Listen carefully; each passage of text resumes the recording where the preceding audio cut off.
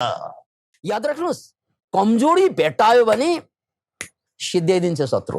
यदि मनोबल नै गिर्यो भने बाँकी केही पनि रहँदैन। त्यसकारण तपाईँ कति बलियो हुनुहुन्छ या तपाईँको भविष्य के छ भन्ने कुरा वर्तमानले बताउँछ।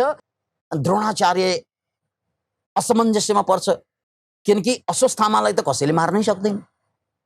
तर भीमसेन पनि फेरि कमताको पात्र होइन। तर जुन बेला जुन दिनमा मनोबल गिर्छ, महावीरहरू पनि समाप्त हुन्छ।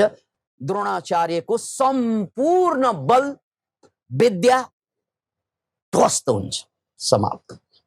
किन भएको त? किन किन किन एउटा वचन, एउटा वाक्य कानभित्र छिरे थियो। महाभारत युद्ध चल्दै थियो। महाभारतको पाण्डव पक्षमा 101 महावीरहरू थिए, सुरवीरहरू थिए, र कौरव पक्षमा त्योभन्दा शक्तिशाली सुरवीरहरू थुप्रै थिए। Can you imagine? महाभारतको त्यो युद्धमा कौरव पक्षका कहिल्यै पनि पराजित गर्न नसक्ने खालका महायोद्धाहरू थिए। ती महायोद्धा मध्ये एकजनाको नाम हो आचार्य द्रोण या द्रोणाचार्य। किनकि अर्जुन जस्ता महान धनुर्धरलाई जन्माउने पनि यिनै द्रोणाचार्य हुन्। अब अर्जुनले फेरि त्यही द्रोणाचार्यसँग लड्नु पर्ने। Can you imagine?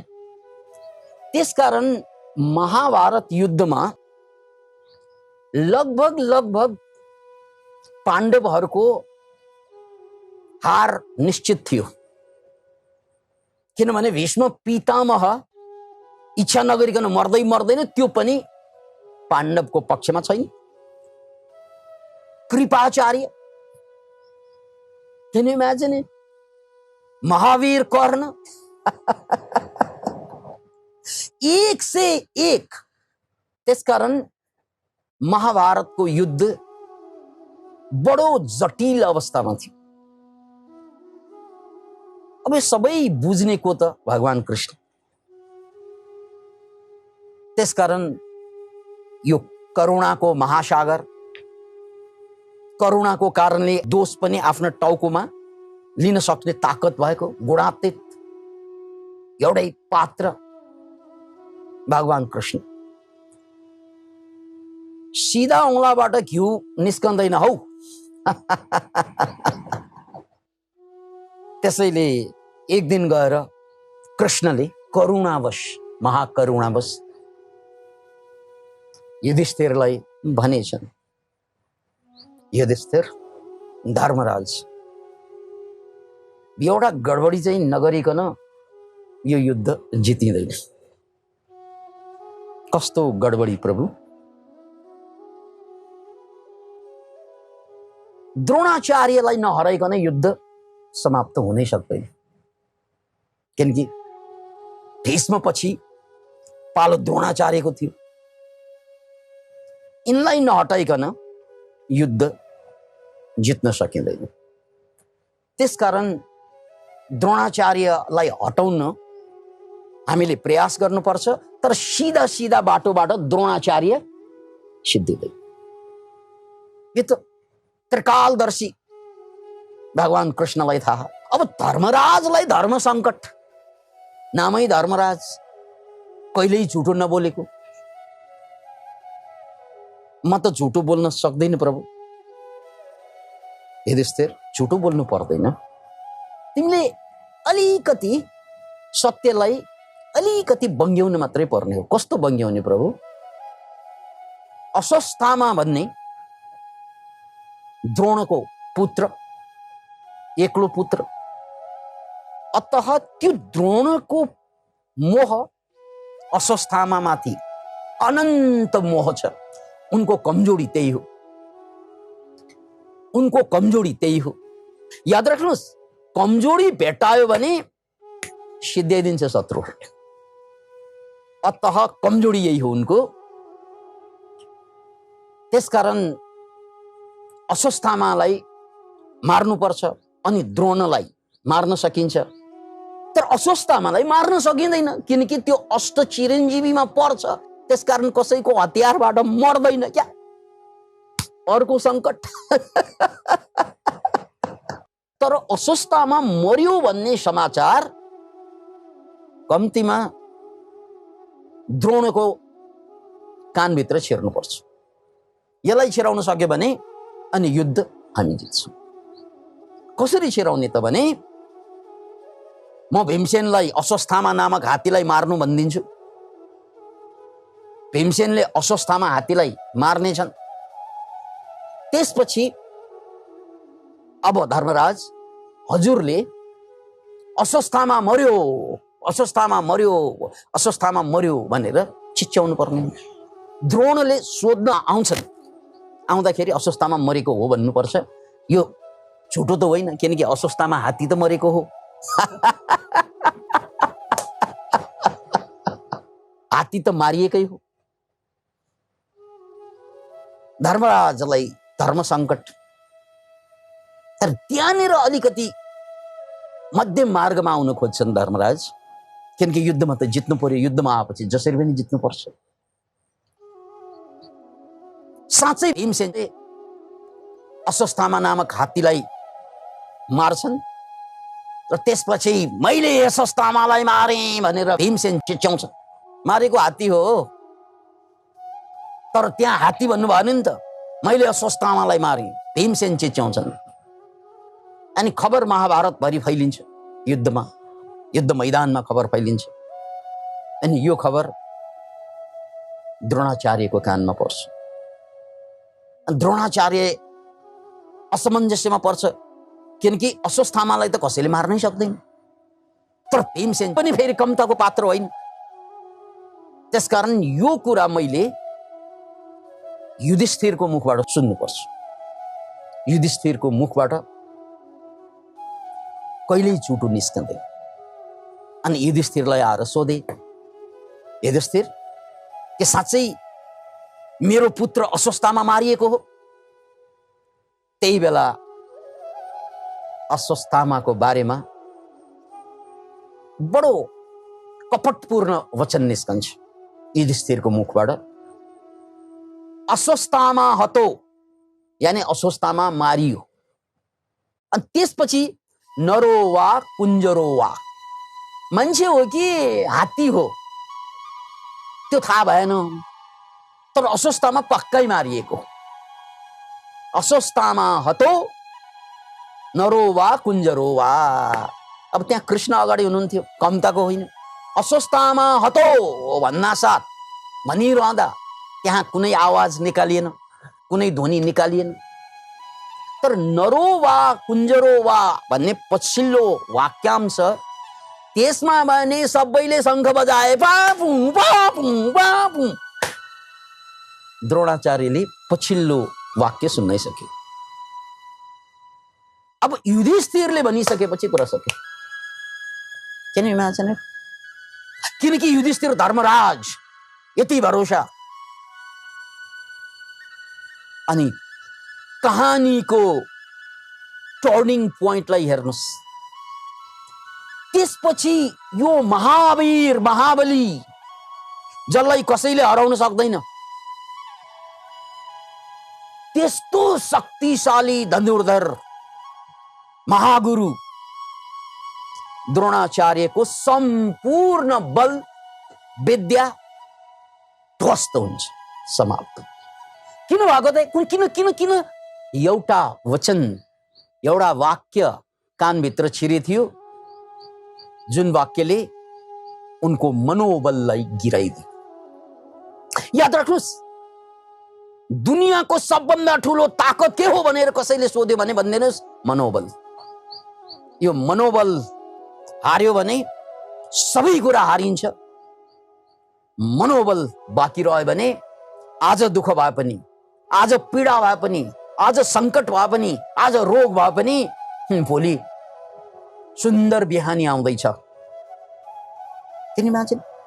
यदि मनोबल नै गिर्यो भने बाँकी केही पनि रहँदैन। त्यसकारण तपाईँ कति बलियो हुनुहुन्छ या तपाईँको भविष्य के छ भन्ने कुरा वर्तमानले बताउँछ। यदि तपाईँको मनोबल बलियो छ भने तपाईँलाई कसैले हराउन सक्दैन। कसैले पराजित गर्न सक्दैन, कसैले कमजोर बनाउन सक्दैन। तर जुन बेला जुन दिनमा मनोबल गिर्छ, महावीरहरू पनि समाप्त हुन्छ। द्रोणाचार्यको मामला त्यही थियो।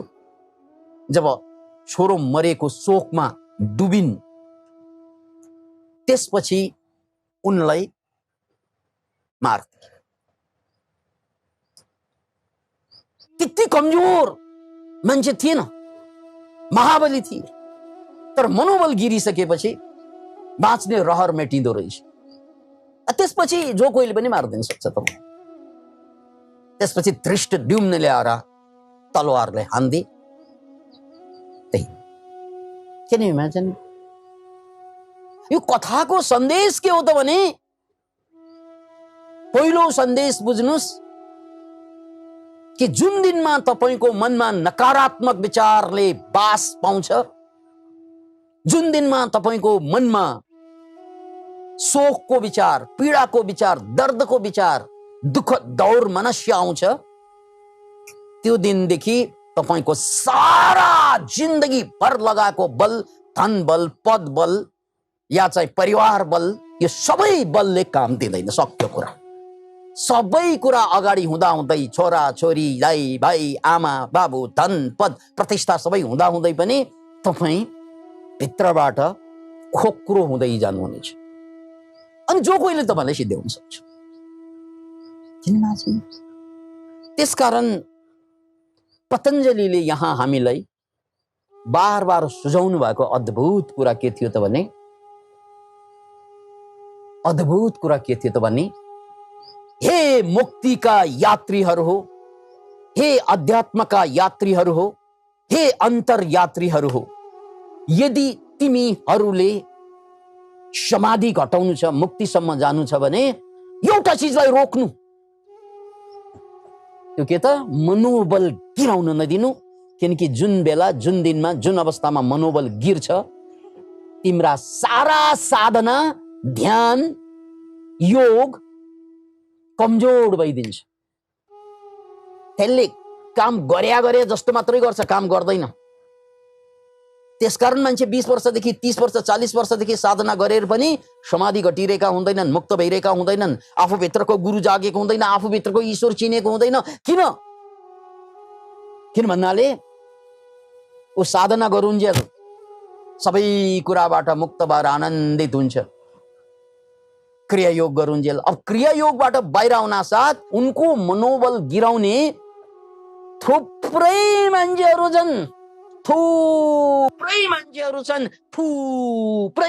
छन्, तीनपल्ट भने।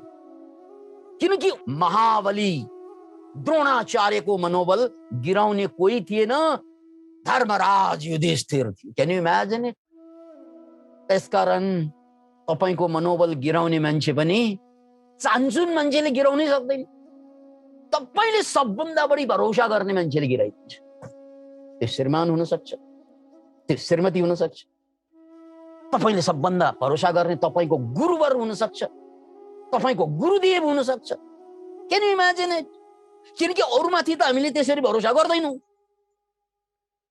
राइट? र यहाँ भयो पनि त्यही। त्यसकारण साधनाको मामलामा, मुक्तिको मामलामा कसैको शब्दको पनि भरोसा नगर्नु, यदि त्यो नेगेटिभ हो भने। यदि नेगेटिभ शब्द तपाईको मनोबल गिराउने शब्द हो भने गुरुको पनि नसुन्नु। महान सत्यवादीको पनि नसुन्नु, किनकि मनोबल गिराउने खालका कुराहरू कसैको पनि नसुन्नु, र मनोबल उच्च पार्ने खालका कुराहरू जसको पनि सुन्नु।